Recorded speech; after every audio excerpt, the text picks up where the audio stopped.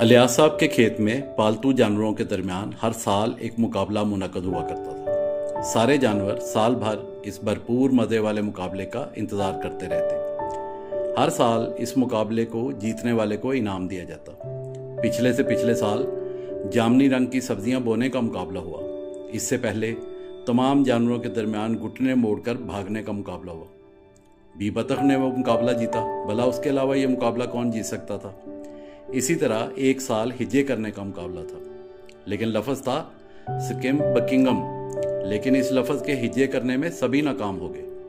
उनके ख्याल में दुनिया में शायद ही कोई हो जो स्किम नकिमम के हिज्जे कर सकता हो। लिहाजा इस साल कोई जानवर भी इनाम नहीं जीत सका। इस दफ़ा के मुकाबले के लिए सभी ने फैसला किया कि जो खूबसूरत फूलों को सबसे अच्छे अंदाज में सजाएगा वही मुकाबला जीतेगा। लेकिन जानवरों को इस साल एक और मसला दरपेश था, और वो था कि इस दफ़ा इस मुकाबले का मुनसिफ कौन होगा। खेत में रहने वाले ज़्यादातर जानवर पहले ही कई दफ़ा मुनसिफ बन चुके थे। एक दफ़ा नीली बी मुर्गी को मुनसिफ बनाया गया तो उसने खुद अपने आप को ही फातेह करार दे दिया।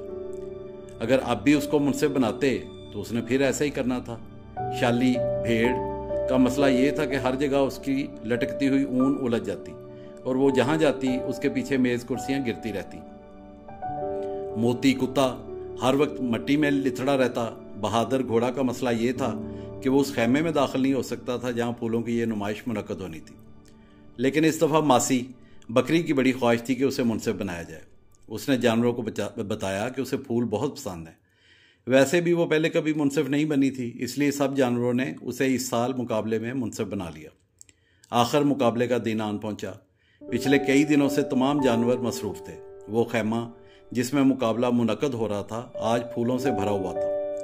हर तरफ रंग ही रंग थे और हर तरफ खुशबू बिखरी हुई थी। किसी फूल के साथ कोई भूरा पत्ता नजर नहीं आ रहा था। अब तमाम जानवर शिद्दत से इंतजार कर रहे थे कि खैमे का दरवाज़ा खुले और वो अंदर जाए। मासी मुनसिफ आई और सबसे पहले खैमे में गई और उसके पीछे पीछे बाकी सब जानवर। जब सब अंदर चले गए तो बहादुर अपना सिर्फ मुंह अंदर करके बाहर बैठ गया। मासी को सबसे पहले शाली के फूलों के पास ले जाया गया। मासी ने कहा, तो अब मैंने ये फैसला करना है कि कौन से फूल सबसे बेहतरीन है। तो सब ने ये सुनकर मासी को बताया कि वो मेज़ के साथ साथ आगे बढ़ते जाएंगे और मासी फूलों का जायजा लेती जाएगी। अगले फूल मोती के थे। उस बेचारे ने उन्हें सजाने के लिए 3-4 घंटे सर्फ किए थे। मोती ने मासी को फखरिया अंदाज से बताया कि मैंने चंबेली के फूल मुंतखब किए। फूलों का रंग सफ़ेद और पीला था और वो नीले गुलदान में बहुत खूबसूरत लग रहे थे। मासी ने उन्हें बड़े गौर से देखा, सूंघा और फिर उन्हें खा लिया। सभी जानवर हैरान परेशान खड़े थे। वो एक लफ्ज़ बोलना भी भूल गए। वो अभी मासी को घूर ही रहे थे कि मासी अगले फूलों की तरफ बढ़ गई। आवाज़ आई, गुलाब और गेंदे।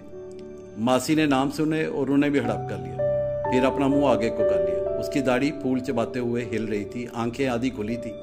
ऐसा लगता था जैसे वो बड़ा सोच विचार कर रही हो और खाते हुए चंबेली और गुलाब के फूलों का मुआवजा कर रही हो। फिर मासी आगे बढ़ी और तमाम फूलों का बारी बारी सफाया करती रही।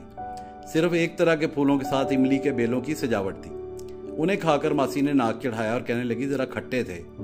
फिर वो मुड़ी और सब जानवरों की तरफ देखा जो मुंह खोले हैरत से मासी की तरफ देख रहे थे। उसके मुंह की तरफ से अभी भी कुछ पत्ते बाहर नजर आ रहे थे। फिर हैरानी से मासी जानवरों को पूछने लगी, क्या मसला है, तुम मुझे इस तरह क्यों घूर रहे हो। बहादुर ने मोतबाना अंदाज में उसे बताया, आपको सिर्फ ये फैसला करना था कि फूल दिखाई कैसे देते हैं, ये फैसला नहीं करना था कि वो जायके में कैसे। मासी ये सुनकर हैरान रह गई। बोली, तो क्या फूल खूबसूरत भी होते हैं। ये सुनकर सब ऊंची आवाज में हंसने लगे।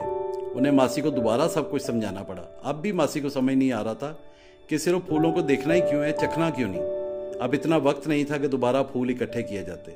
उसकी बजाय उन्होंने मोती को इनाम दे दिया, क्योंकि मासी का फैसला था कि मोती के फूल सबसे मजे के थे। मुकाबला खत्म होने पर हमेशा की तरफ मुनसिफ की खिदमत में शुक्रिया के तौर पर फूलों का गुलदस्ता पेश किया गया। मासी ने शुक्रिया अदा करते हुए गुलदस्ता लिया और फिर मज़े से उसमें सजे फूल खाने लगी।